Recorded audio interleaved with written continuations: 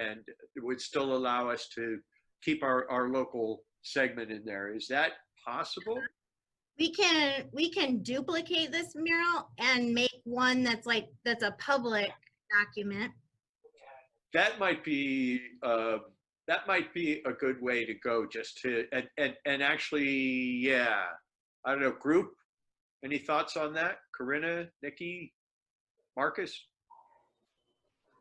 I would like to say something that a huge part for me when I was going through the mural itself is what it looks like to have a knowledge sharing beyond what our immediate reach is. We know that, you know, knowledge and education is all equity based, it's not equality based. So with that being said, they're going to have to, you know, during this time that everyone is transitioning just because of the pandemic, we are up against another set of circumstances when it comes to teachers understanding what this means on a long-term basis. What does this mean for parents? So we talk about K-12 education being the core of an equitable education at that for our, you know, babies of color and for people who have different circumstances. With this outbreak itself, it's already, that is the root of, you know, Monica, Jim, and I's conversation over the past, since we met. What does it look like for our children to have education, and what does that look like on a regular basis? And so now when we talk about Wi-Fi and parents understanding how to connect to all of these apps and how they connect to their children, saying, you know, whatever school they go to, whatever system they use, now the parents are having to adapt that. And so one of the charts that I do like that is on the board that Monica put up is a three, I don't have my computer in front of me, so I'm sorry. It's a three-tier chart, and it's over to the side of, I think it might be top right corner.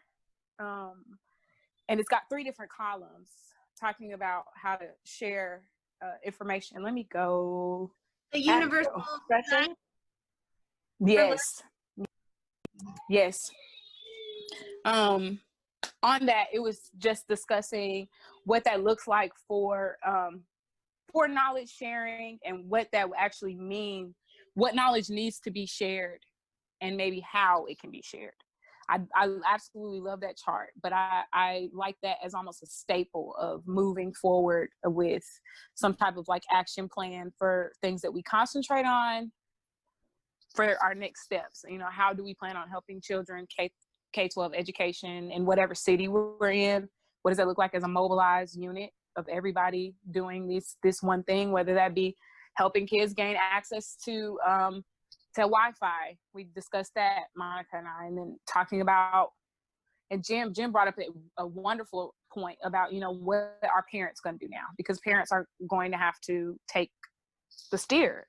They're driving the boat now. So what does that actually look like?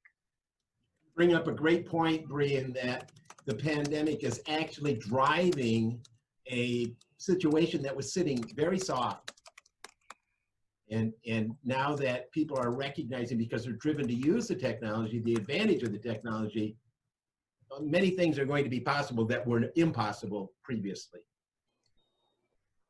And the focus on connectivity and broadband and all of those things that are not, or thought not to be important, are being reinvented in people's minds because they're forced to face them because they have to deal with them. I think that's a good thing. Some very interesting, enlightening. I know and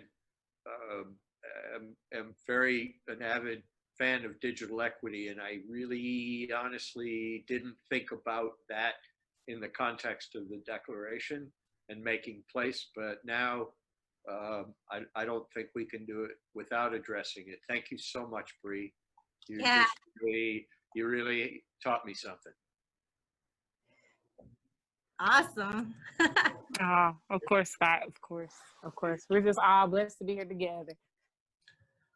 Well, one of the reasons that Tara, my Indigenous friend, can't be with us tonight is because she doesn't have an appropriate digital connection, but she's forced to homeschool her kids. And it's a disastrous situation when they hand you a laptop and say good luck. Can I mention a couple things that Bree's, I just came to mind really quickly too, is this, which is another sort of outcome, I think, of COVID and quarantine and the digital, but also the appreciation of place, is that I think if we also look at this digital connection with placemaking, one exciting thing that I've been thinking of, for example, in terms of like walking towards is, and goes to the equity aspect, is that if you look at what people are doing in digital humanities and critical race scholars, they're allowing people to do sort of like virtual tours where you can get access to all these historical information and the data, and they're making it accessible in a way that you can understand this place where you live. You can understand some of these histories, see archival photos, get the data on inequity, and get it easier. So there's that interesting aspect of what's happening, and what I think is gonna, if we do have more of this sort of online education online and what educators are thinking of, that's an interesting thing connected to places and placemaking, and having much easier access to that, in the sense that it's not just for academics. It's being made easier for folks to access and even understand it. Number two, though, is that I think that because I have my students at FIU doing journaling about what they're doing with COVID. And this is talking about being aware of place, like this heightened sensitivity, because they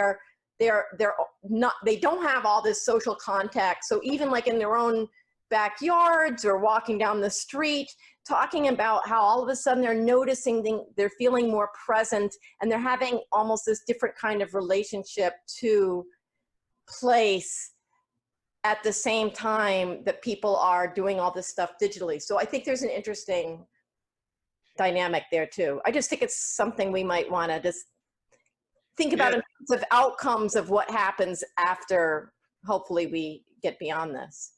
So not to impinge, Corinna, but in an act, at least intentionally, of being inclusive, certainly that group of students could have a board the way that we just described with Monica. If they wanted to, I'm not asking you to do that.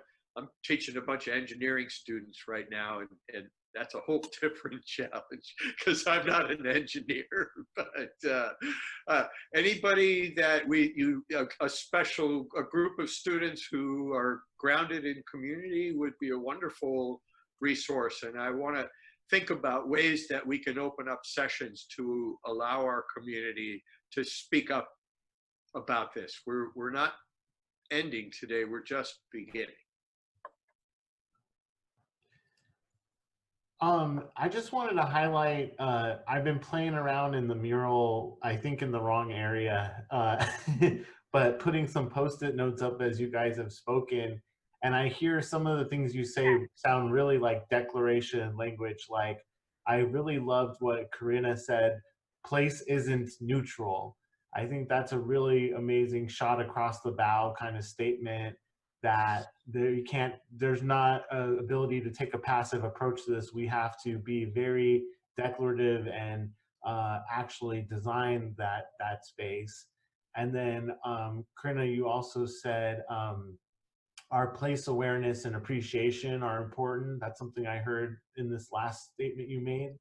And place information and data should be liberalized and put online and made accessible and navigable in many ways. And then I heard you say, all communities should be able to determine what our tomorrow looks like. And many more things too. I got a little lost here, but really amazing stuff you guys are saying. That's a ticket, Ryan. Those are great stickies, Ryan. I just put them in the wrong place, I think. Thank you, Ryan.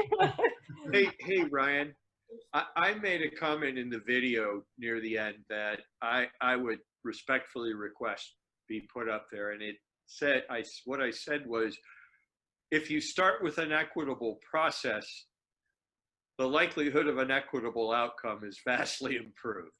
And I didn't particularly say that as well as I did in the video, but you get the drift.